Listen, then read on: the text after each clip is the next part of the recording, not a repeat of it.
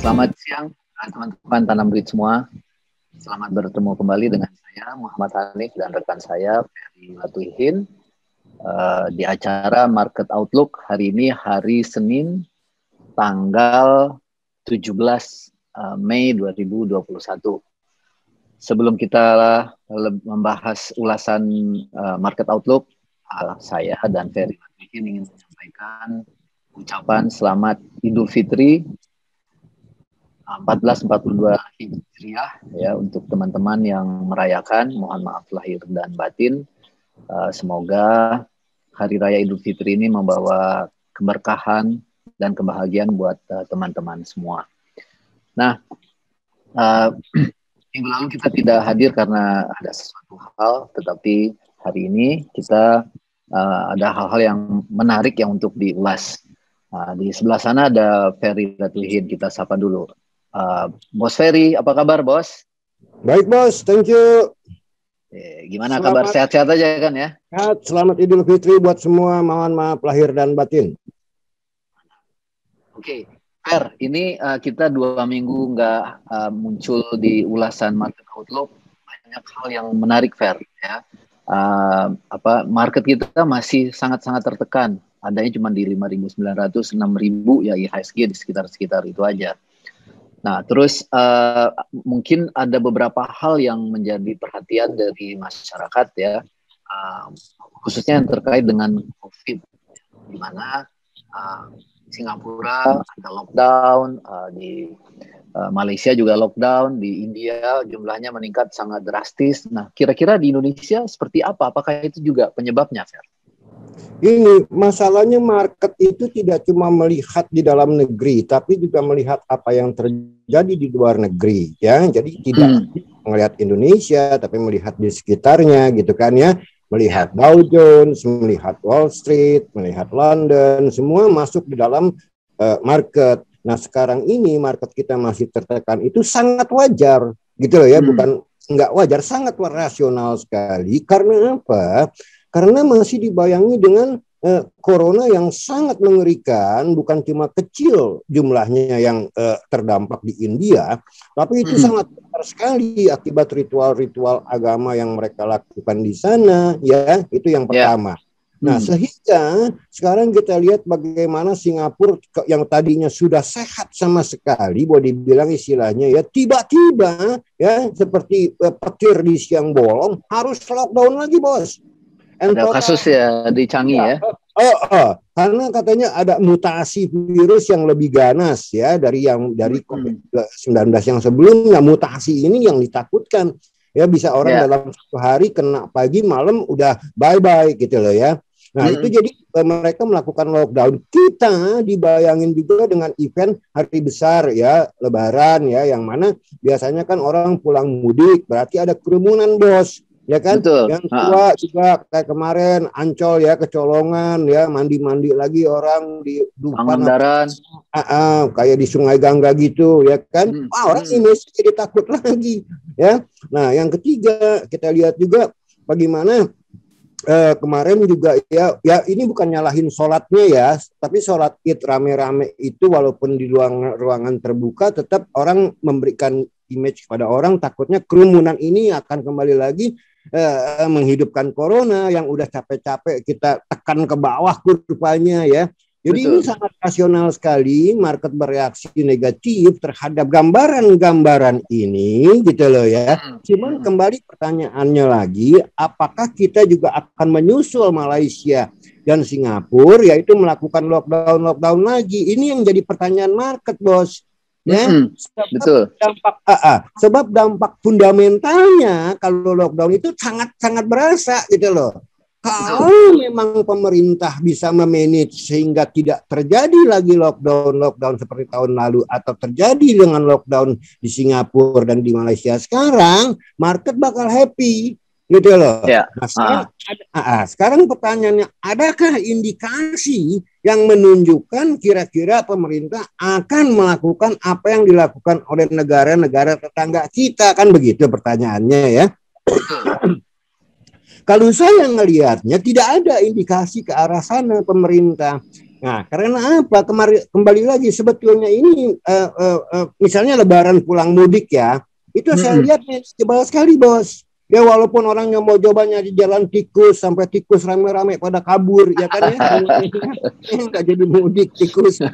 Jadi ini, tapi tetap aja kalau kita lihat dibandingkan dengan tahun-tahun sebelumnya harus pulang mudik itu ya, ini jago nih pemerintah nih, kita harus akui memanagenya. Ya karena emang ongkosnya terlalu besar kalau ini sampai kebablasan atau kecolongan ya, walaupun ada emak yang mengantuk.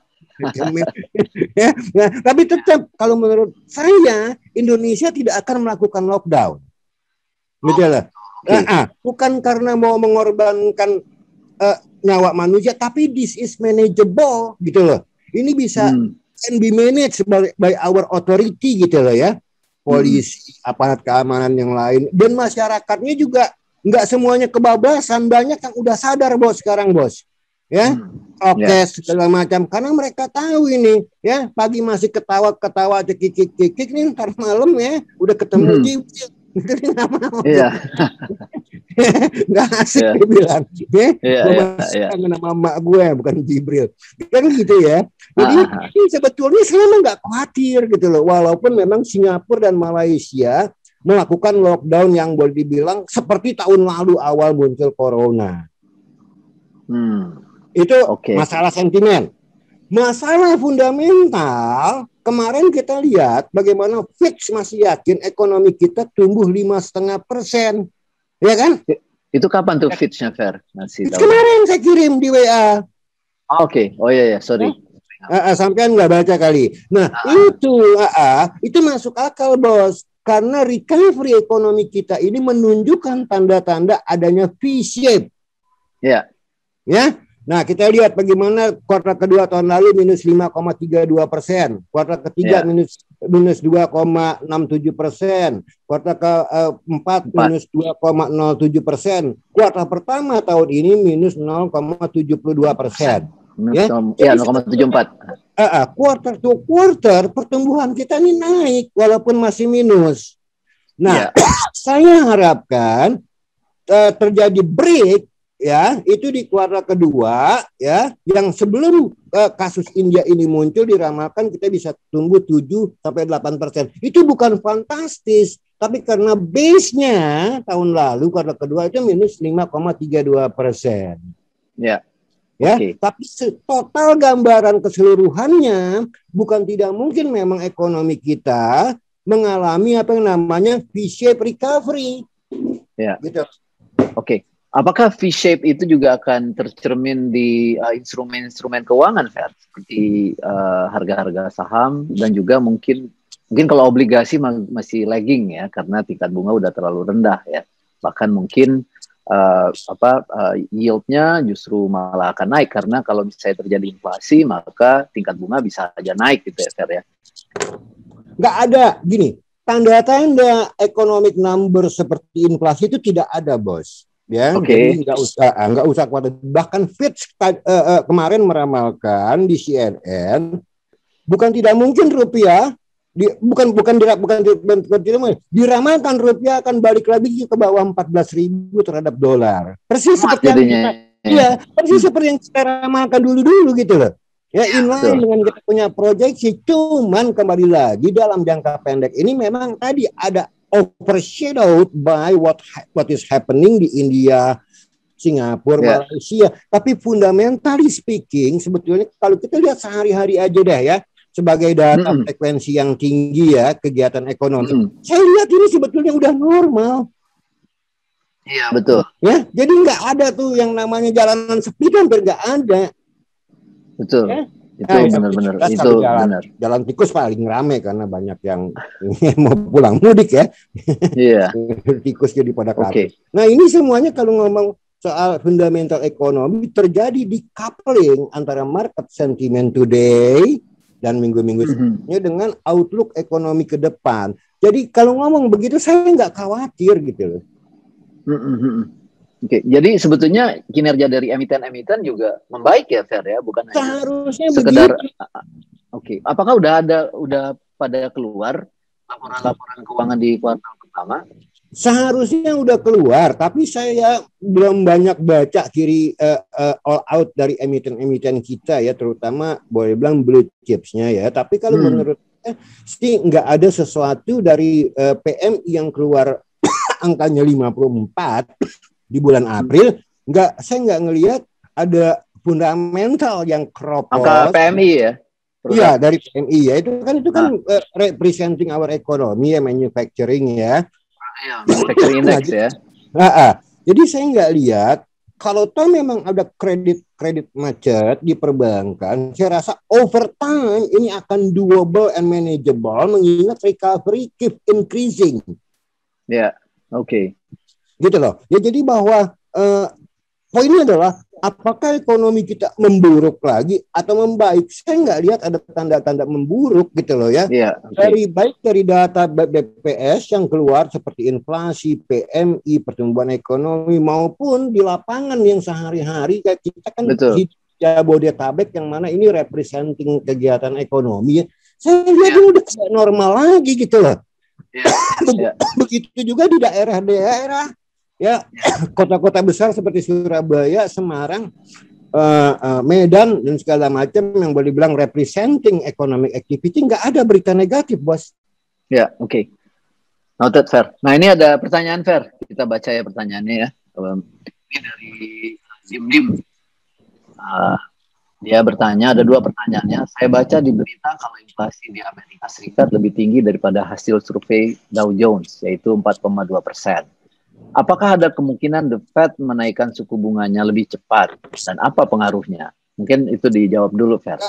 Nggak ada. Karena kita lihat kembali lagi, kita udah bahas. The Fed sekarang menangani inflasi tidak seperti sebelum Corona. Kalau sebelum Corona, begitu muncul angka inflasi 1 bulan misalnya, ya di bulan A gitu kan, di atas targetnya, The Fed langsung injak rem. Sekarang kita tahu dengan tingkat pengangguran yang masih sangat tinggi ya, unemployment rate, yang menjadi acuannya adalah average inflation, bukan spot ya, bukan outright inflation tapi average, rata-rata inflasi selama misalnya 6 bulan. Kalau dilihat rata-rata inflasinya selama 6 bulan di atas target, baru dia akan mengeluarkan, boleh bilang, taktik-taktik tertentu untuk menekannya. Apakah itu mengencangkan ya atau mengurangi likuiditas? Apakah itu juga ditambah dengan menaikkan Fed funds rate? Tapi The Fed bilang, gue dikasih forward guidance ya, itu 2023 baru mungkin The Fed yakin banget gitu loh. Ya, jadi masih konsisten ya. Nah makanya kita lihat 10-year treasury yield juga nggak ngacir, bos. Masih sekitar 1,6%. Ya, oke. Mereka belum kembali normal juga ya, Fer ya. Artinya juga selama dia masih di bawah 2%, sebetulnya nggak ada alasan untuk naikin tingkat bunga ya. Nah, kenapa sekarang dibilang tinggi? Karena kembali lagi pompa uang The Fed, fiscal policy yang begitu tinggi, tentu ini memacu demand, supply-nya lagging, bos. Iya. Oke. Ya, supply-nya lagging, jadi makanya disitu temporary inflation itu possible. Gitu. Temporary tapi ya. Temporary, makanya The Fed tuh nggak ngomong apa-apa gitu lah, makanya Wall Street masih tetap intact. Nggak jebol, bos, gitu loh. Ya, jadi kembali lagi, saya percaya dengan forward guidance-nya The Fed, yaitu mereka baru take action dengan suku bunga itu 2023. Karena yang namanya lack in the economy, yaitu unemployment rate-nya ini masih sangat tinggi, bos. Ya, oke. Noted. Alright. Nah, ini pertanyaan yang kedua. Beredar kabar rencana PPN akan dinaikkan oleh pemerintah ya, menjadi lebih dari 10%. Apakah ini jadi kabar baik atau kabar buruk terhadap pasar keuangan?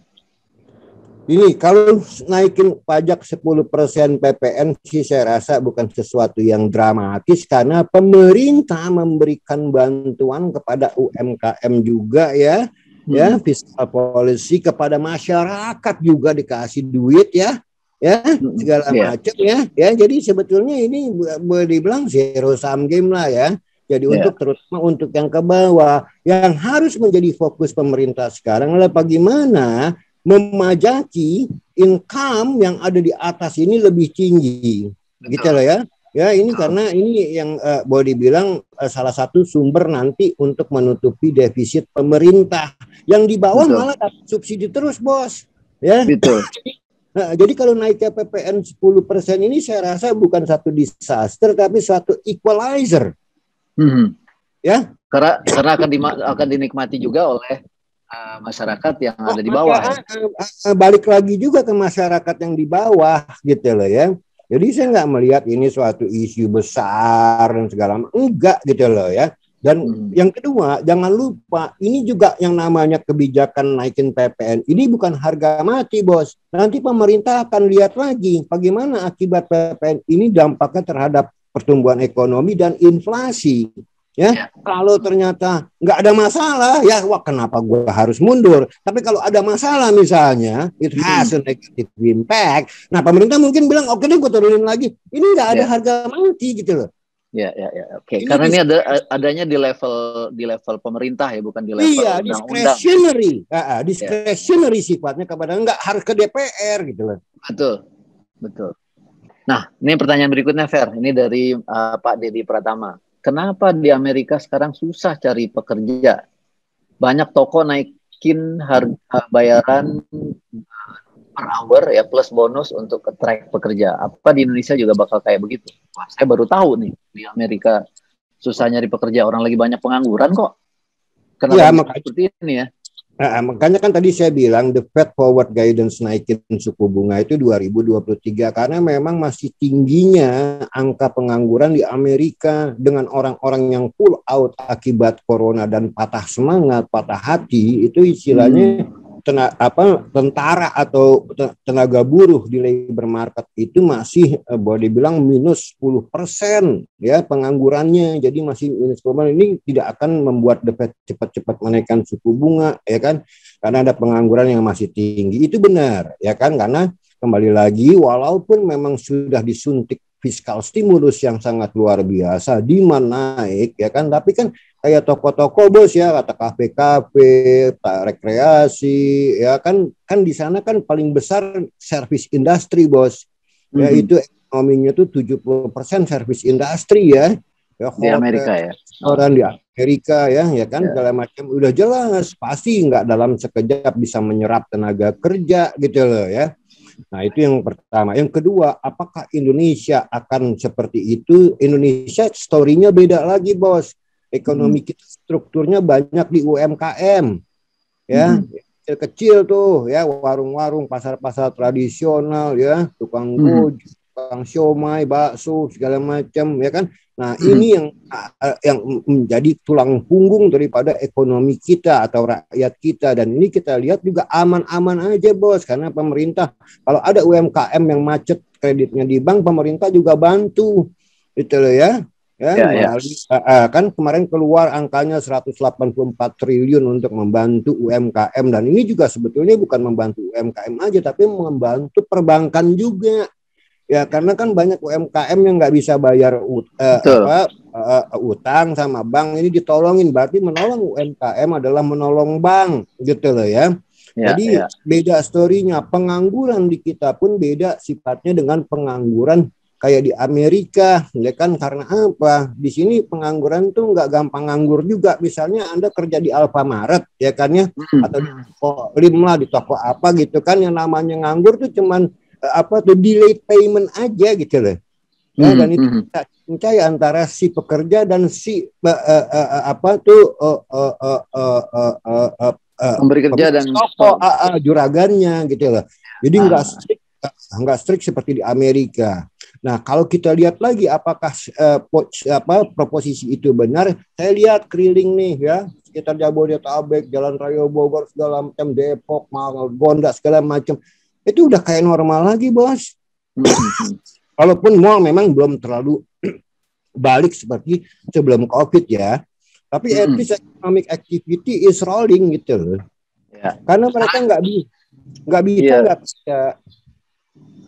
Ya, sekarang juga transaksi kalau yang perdagangan atau orang mau beli barang-barang ya bisa dibilang udah serba online juga sih ya, Fer ya. Iya, Jadi dan itu nggak harus datang ke tokonya atau nggak harus datang ke mallnya ya. malah ini yang growing sekarang. Online shopping itu ini yang growing. Orang tinggal klak klik ya kan, bayar, duit Betul. barang datang. Nggak Iya. cocok plain itu nggak.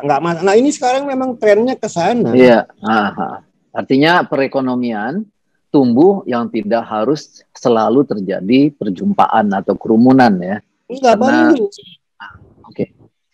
Ya sekarang mau beli makanan aja bisa pakai GoFood, bos, nggak usah keluar rumah. Iya, betul. Betul banget. Nah, Fer, ini impact-nya jadi gimana, Fer, terhadap pasar keuangan? Apakah kita menjelang akhir tahun ini indeks harga saham gabungan itu juga masih berpotensi tetap ke level 7.000 gitu? Saya masih belum revise down ekspektasi saya ke level 7.000 tahun ini. Cuman masalah waktu mungkin ada delay ya. Tadinya COVID saya ramalkan bisa di kuartal ketiga, akhir kuartal ketiga terjadi. Tapi dengan adanya COVID tentu kita harus sadar bahwa ini mungkin tidak mungkin terjadi di kuartal ketiga. Tapi based on fundamental ekonomi, seharusnya kalau ngikutin fundamental ekonomi kita tahun ini juga indeks masih bisa ke 7.000, bos. Walaupun mungkin kan kita ada isu vaksin kita agak sedikit terganggu ya, saya lupa namanya yang ada permasalahan untuk yang gagal lah ya, sehingga itu akan dikembalikan kepada produsennya gitu, Fer. Nah, apakah itu menggambarkan program vaksinasi kita itu jadi sebetulnya bermasalah gitu, Fer? Gini, vaksin ini kan jadi bermasalah karena memang suplainya kan terpotong nih gara-gara India ini membludak sekali kan ya, sampai mayat di jalanan gitu kan. Jadi suplai vaksin kekurangan karena tersedot untuk India.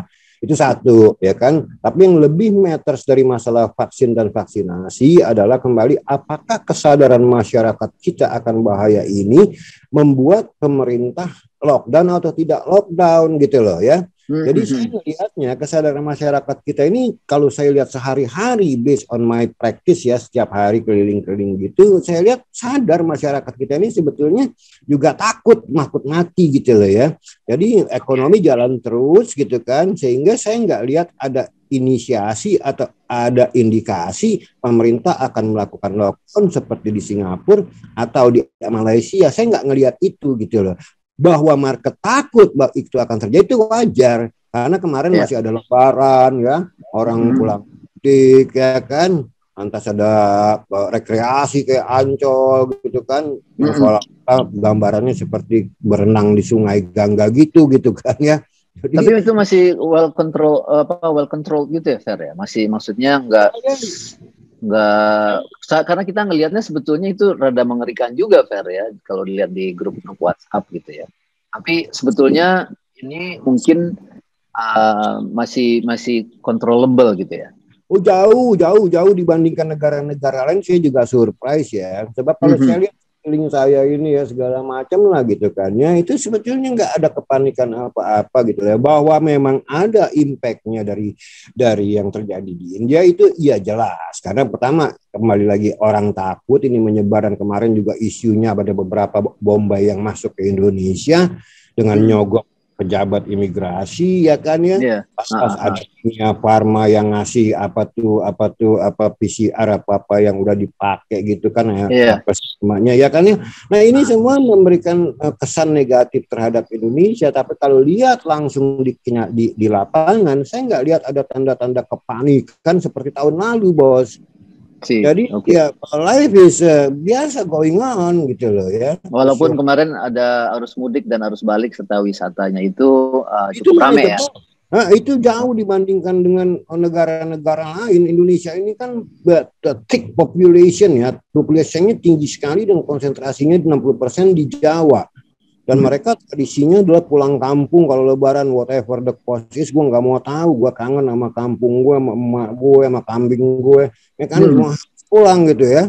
Tapi kalau kita lihat di lapangan, polisi mengerjakan tugasnya tuh bagus sekali, bos. Oke. Mungkin ada pertanyaan terakhir nih, Bos Ferry. Tapi rada-rada sektoral nih. Di Indonesia sekarang bidang atau industri-industri apa aja yang bakal ambil keuntungan dan dongkrak indeks dalam yang bisa mendongkrak indeks ya sebagai imbas pandemi? Saya rasa yang pertama dilihat adalah sektor keuangan yang namanya bank. Ya, sebab bank itu adalah urat nadi pada seluruh sektor ekonomi. Ya, betul. Itu logikanya. Nah, kalau kita lihat sekarang bukunya bank-bank, ya kan, itu masih belum menimbulkan tanda-tanda bahwa ada bank yang akan kolaps. Nggak ada, bos. Ya, even bank Citarawa juga nggak ada, ya, kayak Century dulu gitu, ya. Dan yang kedua juga OJK sudah memberikan kelonggaran-kelonggaran yang sifatnya boleh dibilang acceptable bagi perbankan. Sebab kalau tidak acceptable perbankan tuh, apalagi Himbara bakal ngamuk tentunya, ya. Betul. Ya kan, nah, saya lihat di sini sektor ini yang paling penting, kembali kepada pertanyaan sektor apa aja yang harus kita lihat bermain di pasar modal di mana-mana di seluruh dunia maupun di akhirat. Ya, jadi itu sektor keuangan dulu perbankan, ya. Nah, kita nggak lihat ada tanda-tanda bank akan kolaps seperti tahun 2007, ya kan, Century, nggak ada itu, bos. Nah, yang kedua, selain perbankan, sektor apa lagi? Kita lihat manufacturing jalan, bos. PMI-nya 54, ya. Nggak drop ke bawah 50, ya. Artinya ekspansi sektor manufacturing-nya kita, ya. Yang ketiga, lihat sektor agriculture misalnya, harga sawit naik terus, bos. Ya, perusahaan agroindustri ini kita lihat bukunya malah plus dibandingkan tahun lalu profitnya. Ya, kalau nggak salah Astra Agro Lestari lah whatsoever sebagai sampel, ya. Nah, sektor tambang kita lihat juga. Ya, nggak ada, kalau menurut saya harga tambang juga tidak drop sekarang, ya kan, mau batu bara, ya kan, mau nikel, mau whatsoever, ya kan, ya. Jadi kalau ngomong sektoral dalam skala agregat menjadi makroekonomi, saya kembali bilang terjadi decoupling saat ini antara fundamental dan outlook ke depan dengan sentimen market. Ya, market is lagging behind the fundamentals. Dan itu wajar karena dibayangi oleh kasus-kasus lockdown di Singapura. Wah, panik tentu. Kita tetangga, bos. Tinggal nyebrang doang gitu kan, nih. Ya. Betul. Renang juga bisa pakai es mambo. Jadi mungkin gitu loh. Oke, Fer. Mungkin kita udah sampai di akhir waktunya, Fer. Mungkin ada closing statement-nya berkaitan dengan saran-sarannya barangkali, Fer? Ya, saya tetap sarankan Anda punya investasi horizon itu minimal 1 tahun kalau bermain di saham. Dan selama 1 tahun ini kalau kita ngelihat 1 tahun ke depan yang mana kita masih bisa mungkin V-shape recovery tahun ini saatnya buy indeks di bawah 6.000. Ya, saya punya reasonnya itu, bos. Jadi bukan malah ketakutan dan kabur. Justru si Buffett kan bilang, you buy when everyone fear. And you sell when everyone greed, ya kan, ya, kalau greedy gitu loh, ya. Jadi based on outlook ke depan dengan adanya decoupling antara sentimen dan fundamental. Kenapa saya bilang decoupling? Pemerintah tidak akan melakukan lockdown, bos.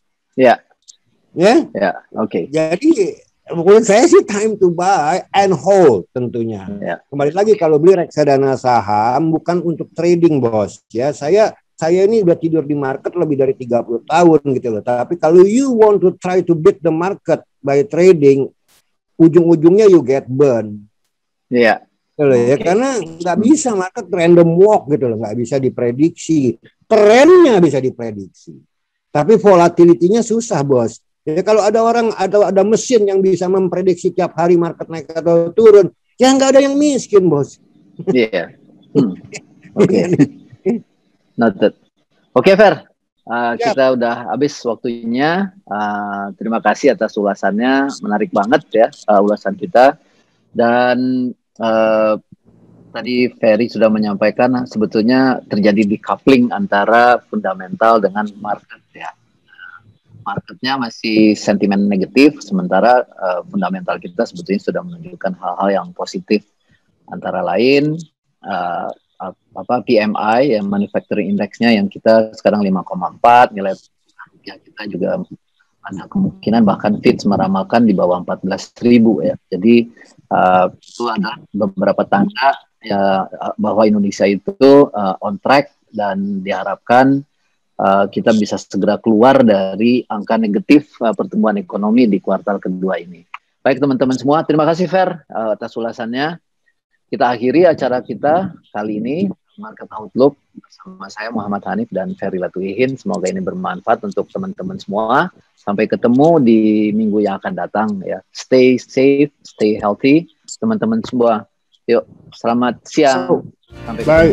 Ciao.